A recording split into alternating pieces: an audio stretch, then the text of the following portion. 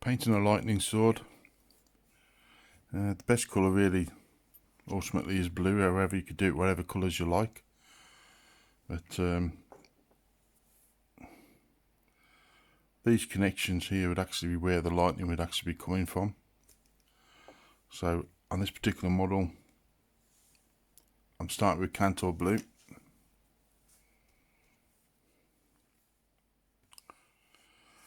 This is the colour I'm going to use next.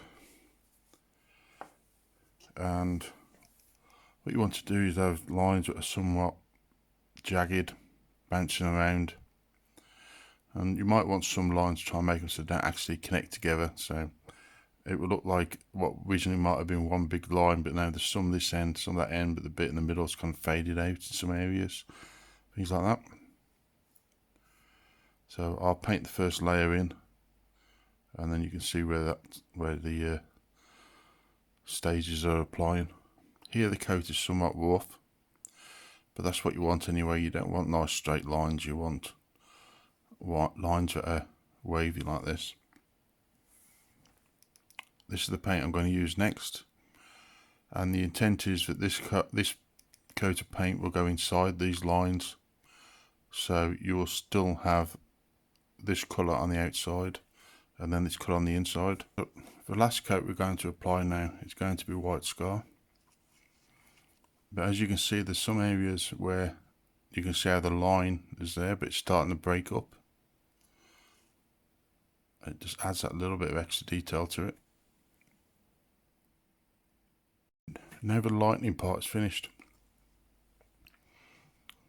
The main tips I would give is, especially this last coat of the white, try to make sure it's nice and jagged edges. Areas like this where you want the lightning to be fading out, make those colours gradual. So you got a darker blue and a slightly lighter blue and a slightly lighter until it builds up.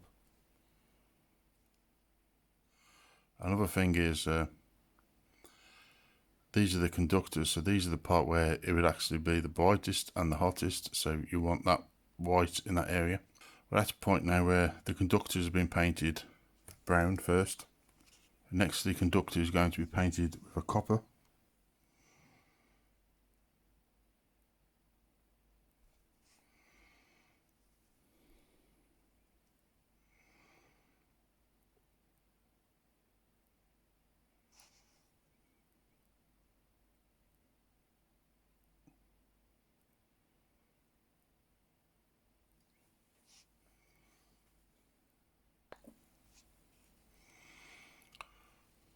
Lastly, the ball part of the conductor has been painted with a gold.